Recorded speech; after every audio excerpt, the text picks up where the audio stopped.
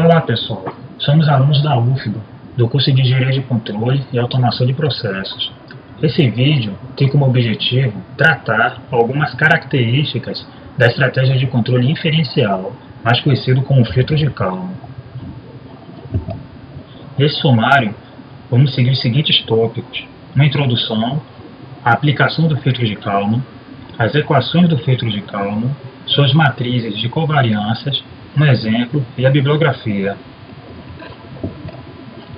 O filtro de Kalman foi inicialmente proposto por Rudolf Kalman na década de 1960, dentro da área da engenharia elétrica, para a teoria de controle de sistemas. Devido a isso, ele foi agraciado com a Medalha Nacional de Ciência por Barack Obama, um dos mais altos elogios por pesquisadores nos Estados Unidos. Definição: o filtro de Kalman é um algoritmo que utiliza um conjunto de medições ao longo de um tempo e os ruídos e variações aleatórias associados, buscando estimar o comportamento de um sistema ao longo do tempo. O filtro de Kalman é considerado um estimador ótimo, ou seja, infere as variáveis de interesse de acordo com observações que podem ser indiretas e imprecisas, sendo também recursivo, ou seja, permite o acréscimo de novas medições ao filtro. Algumas considerações: o filtro de Kalman se baseia em modelos estocásticos.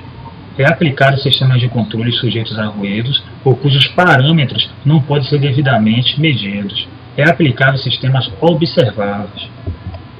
A aplicação e alguns exemplos do filtro de Kalman onde ele pode ser empregado em trajetória de objetos, economia, navegação, navegação robótica, posicionamento, fusão de dados, fusão de sinais, aplicações de visão computacional.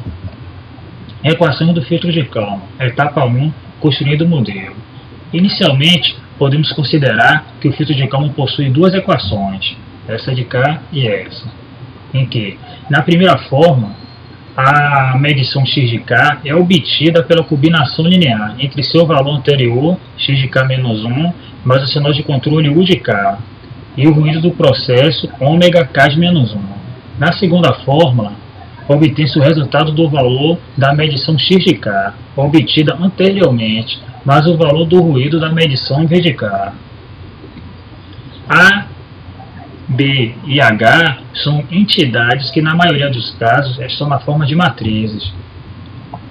Iniciando e iterando o processo. Etapa 2. Predição. O próximo passo inclui a inicialização dos valores necessários para a execução do filtro. O filtro utiliza duas equações básicas, predição e a correção, onde se inicia o cálculo pelas equações de predição, nas quais a primeira equação de predição é a estimativa do estado anterior do sistema. A segunda equação de predição é o erro de covariância do estado anterior. Após a etapa de predição, é realizada a etapa de correção, que é a etapa 3. Desta, a primeira equação de correção calcula o ganho de Kalman. A segunda equação atualiza a estimativa do estado do ambiente. E a terceira equação atualiza o erro de covariância. Com a atualização da estimativa de estado do ambiente e do erro de covariância, esses valores são utilizados como entrada, novamente, das equações de predição. Matrizes de covariâncias. O R é a covariância a posteriori, sensor, saídas. O Q é a covariância dos estados. Então, quando o R é muito menor que o Q, o ruído da medida é muito menor que o ruído de estado. E o filtro de Kalman acompanha as medidas, não filtra. Quando o Q é muito menor que o R, o ruído de estado é muito menor que o ruído de medida. O filtro de Kalman filtra as medidas e seguindo a sua tendência. Nesse exemplo, vamos contextualizar melhor isso. Então, foi feita a análise e aplicação do filtro de Kalman no reator CSTR.